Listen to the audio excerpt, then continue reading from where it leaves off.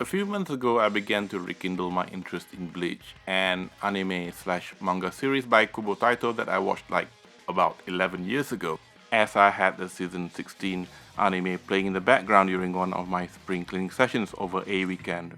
I also remembered about 6 years ago reading the final 1000-year Blood War arc, but as the manga wasn't finished yet, I stopped reading the scanlations that were available online, as I rather binge read the whole thing.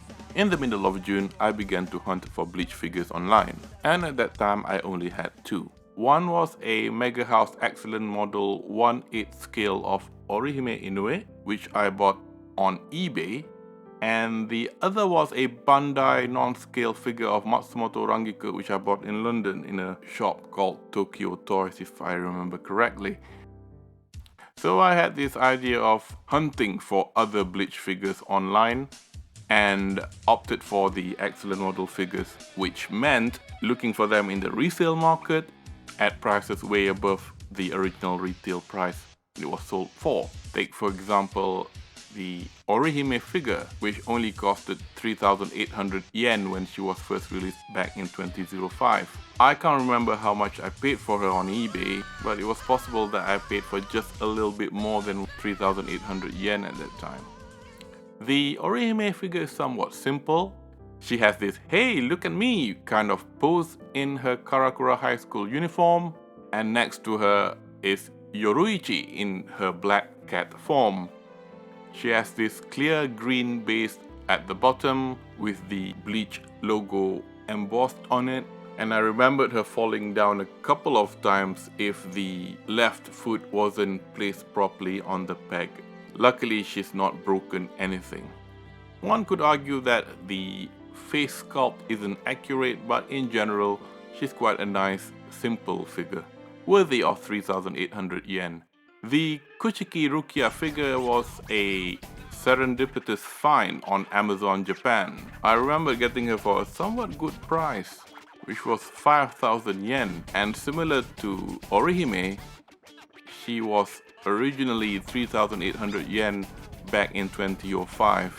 Rukia is seen in her Karakura High School uniform, striking a formidable pose with her Gokon Tekko, that red gauntlet on her right hand used to transform Ichigo into a Shinigami.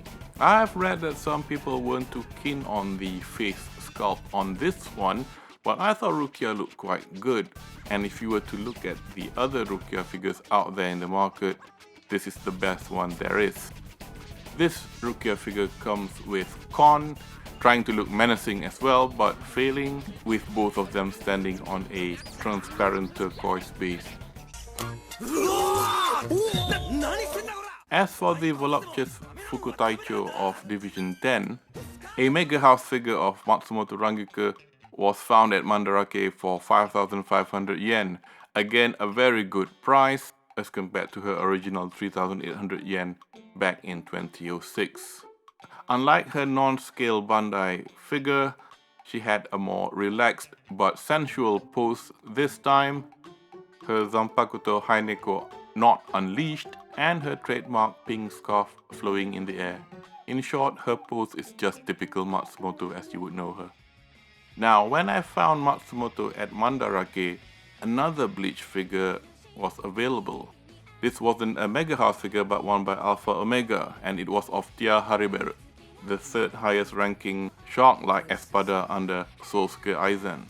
Now, I have to admit that I actually own this figure, but it was a bootleg version which I found in a video store at Wanutama in PJ. I didn't know I bought the bootleg then, but the telltale signs are pretty much clear to me now.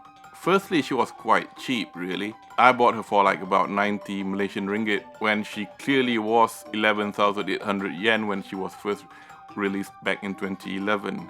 And then there was the QC issues with her as well. She was very ill-fitting. There were like bits of plastic sticking out, but of course at that time I was none the wiser.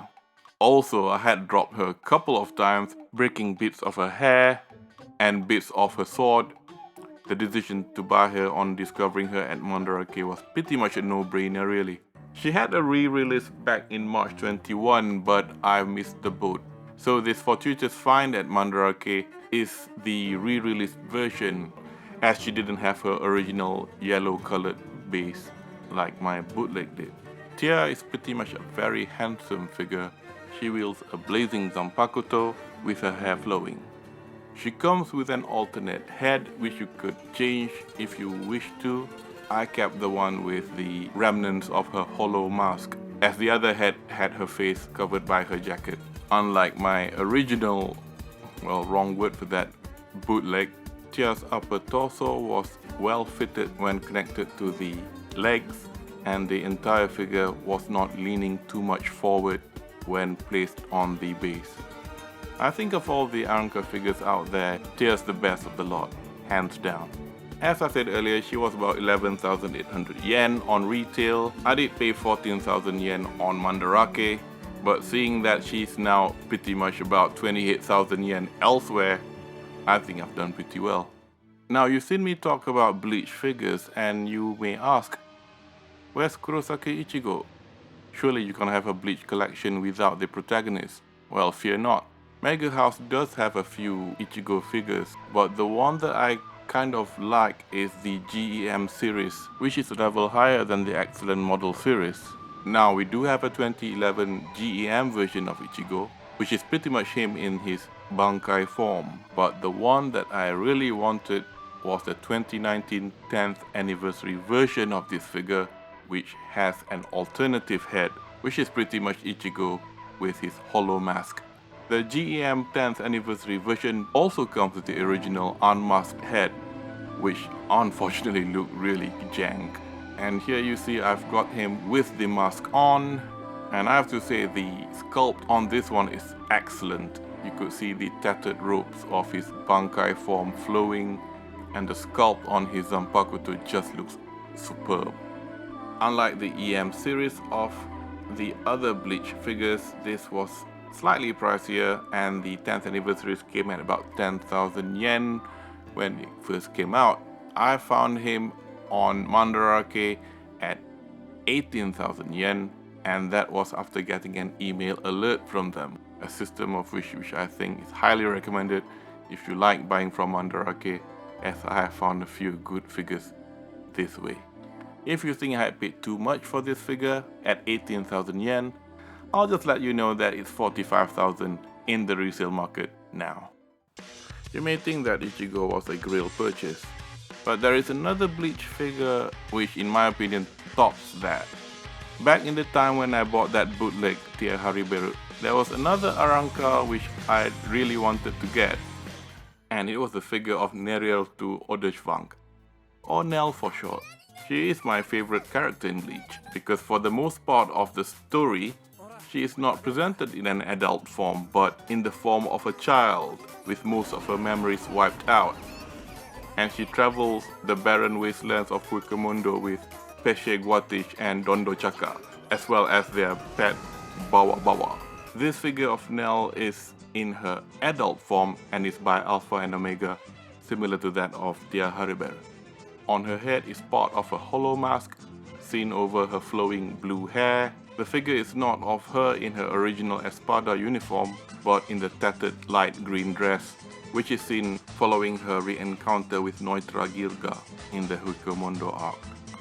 With her left hand placed on her Zanpakuto, I think this Nell figure has a pretty formidable pose.